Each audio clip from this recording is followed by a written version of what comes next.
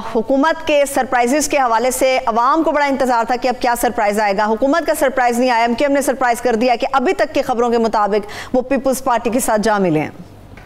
Thank you for inviting me. देखें, हमारी तो बातचीत जारी है। अभी तक तो कोई हतमी फैसला मेरा तो नहीं ख्याल कि ऐसा हुआ है।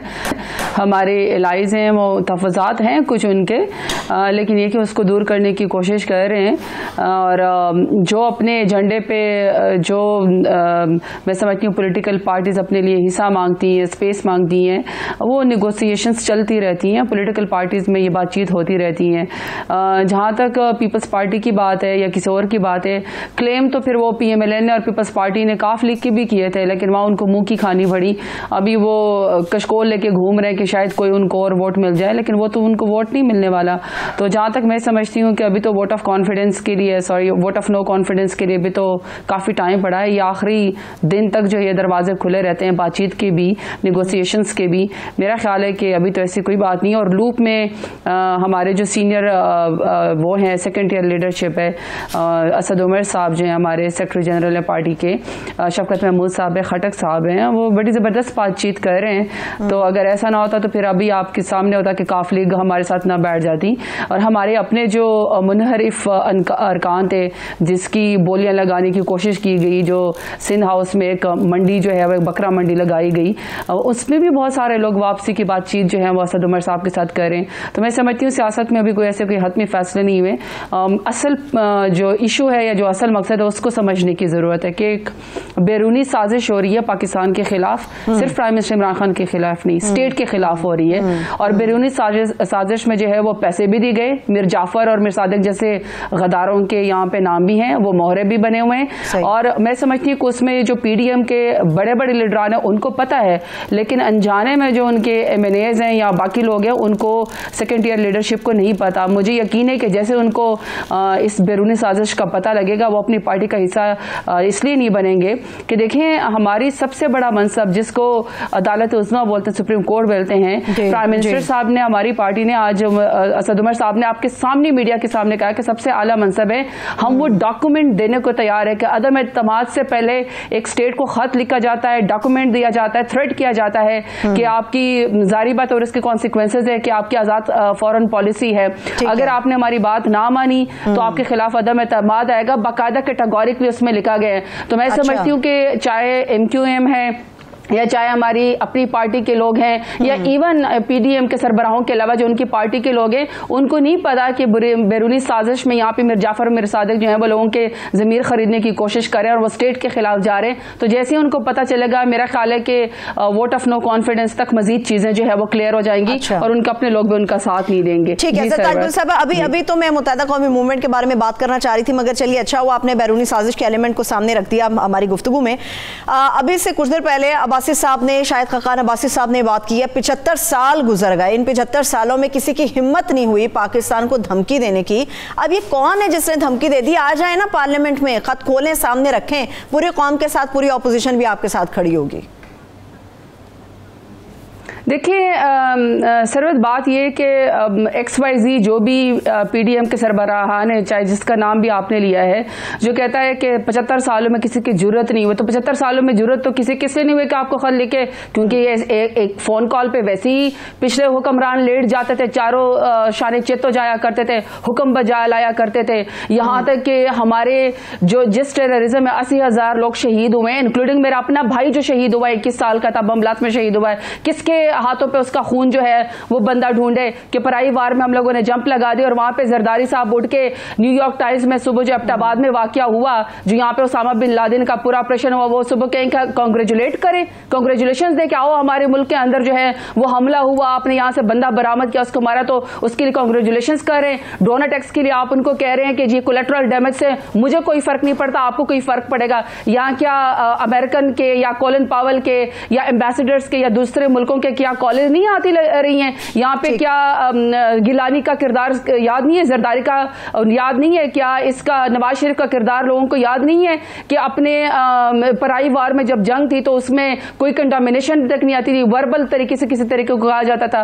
तो मुझे जहां तक PMLN की बात समझ आती, जारी बात तो उनका तो ख्याल है कि दुनिया में एक ही खत ऑथेंटिक हो सकता है और वो कतरी खत ही हो सकता है। और उसमें कतरी खत में जो ऊंटों के जरिए उन्होंने कहा है कि जो हम यहाँ से मनी लॉन्ड्रिंग करके पैसे लेकर गए उसी की हैसियत है मनी ट्रेल, तो वैसे नहीं दे सके। मकसूद चपरासी का तो आपकी बात बिल्कुल सही है कि पराई जंग थी, पाकिस्तान ने 60 से 70 हजार अपनी जानें कुर्बान की हैं पाकिस्तान के लोगों ने।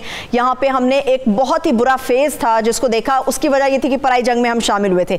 मेरा एक बड़ा क्रिटिकल सवाल है आपसे और बेहद इंपॉर्टेंट, जब से ये खत का मामला पाकिस्तान की सियासत में 27 मार्च की तकरीर के बाद सामने आया है, जरतार गुल साहब मुझे ये बताइए, ये किसी पार्टी चेयरमैन के लिए नहीं है खत, ये इस मुल्क के वजीर आजम को ये खत दिया गया है। ये मामला ऐसा है कि ये नेशनल सिक्योरिटी का इशू है, इसको पॉलिटिसाइज क्यों किया जा रहा है? पार्लियामेंट ले जाने की बात हो या ऑनरेबल जजेस के सामने ले जाने की बात हो, इसके ऊपर बैठ के नेशनल सिक्योरिटी के मामले पर क्यों नहीं डिस्कस कर रहे? ये तो पूरा पॉलिटिसाइज कर दिया गया है सिस्टम को खत के जरिए। देखिए, पॉलिटिसाइज तो जिन्होंने करना है ना, क्योंकि वो इन साजिशों में शामिल हैं।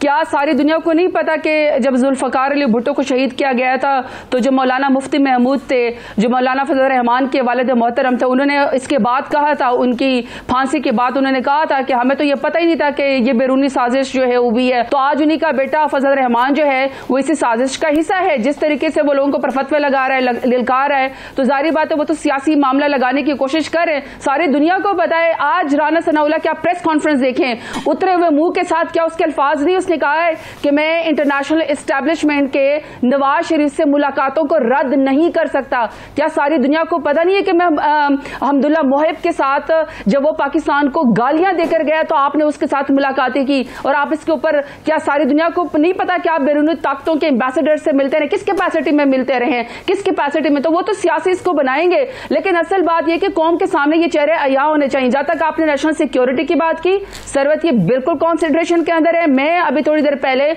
अपनी जो है मिनिस्ट्रियल उससे आ रही हूँ, कमेटी से आ रही हूँ, मैं उस मीटिंग का हिस्सा थी। प्राइम मिनिस्टर साहब ने, असद उमर साहब ने बड़ा कैटेगोरिकली हमें चीजें बताई हैं। बड़ा सेंसिटिव मामला है और जो लोग इसके अंदर इस्तेमाल हो रहे हैं, जो इस साजिश का हिस्सा बन रहे हैं, वो मैं बता रही हूँ मिर जाफर और मिर सादिक के नाम से इस तारीख के अंदर पहचाने जाएंगे। और ये मोहरे पहले भी इस्तेमाल हुए हैं, इनको पहले भी हया नहीं आई कि ये स्टेट के खिलाफ गए।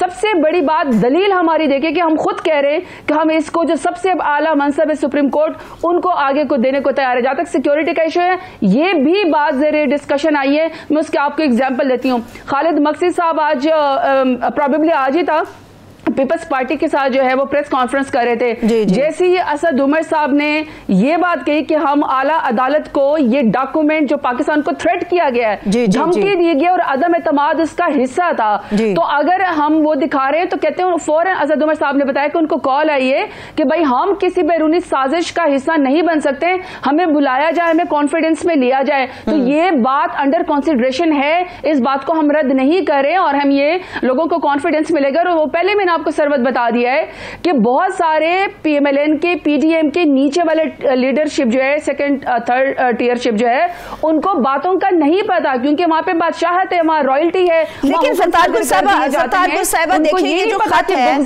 जरतार गुल साहिबा, ये जो खत है ये एक ओपन थ्रेट है पाकिस्तान के वजीर आजम इमरान खान साहब के खिलाफ। इसमें सिर्फ हम ये नहीं मान सकते कि मामला नो कॉन्फिडेंस के ऊपर तक होगा, खुदा न ख्वास्ता इससे कोई भी संगीन नताइज और भी बरामद हो सकते हैं। तो बजाय इसको अदालत में ले जाने के, आप लोग मिल बैठकर ये बात क्यों नहीं कर रहे कि उनकी सिक्योरिटी को यकीनी बनाया जाए, मुल्क के हालात को स्टेबल किया जाए?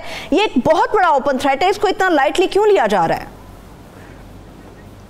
नहीं सरवत, मैं तो आपसे टोटली एग्री करती हूँ। देखें, हमें क्या है, हम जो डॉक्यूमेंट है जो थ्रेट वाला है, हम इसको पब्लिक कर दें और हमारी मजलूमियत जो है और जो हमें थ्रेट किया गया है कि अगर प्राइम मिनिस्टर इमरान खान अदम एतमाद में कामयाब हो जाते हैं और हम उसके खिलाफ ये मतलब जो हमें धमकियां में खत है, वो तो उसमें जो PDM है उसके सरबराह जो है वो एक्सपोज हो जाएंगे, उनका नुकसान होगा, हमारा तो फायदा ही फायदा है।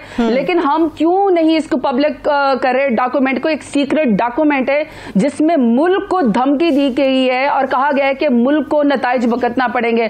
तो हम अपने मुल्क के को नहीं वो करना चाहते, हम नहीं चाहते कि पाकिस्तान की सलामती को खतरा, क्योंकि यह खत पाकिस्तान की खारजा पॉलिसी जो कि इंडिपेंडेंट होने जा रही है उसी की वजह से जो है वो पाकिस्तान को यह खत लिखा गया है। तो हम ये समझते हैं, नेशनल सिक्योरिटी को समझते हैं। और मैंने आपको बताया कि अभी मैं मिनिस्ट्रियल मीटिंग से आई हूं। हमारे प्राइम मिनिस्टर साहब की और हमारी पार्टी की ये क्वालिटी है कि हमें हर चीज में एतमाद में लिया जाता है।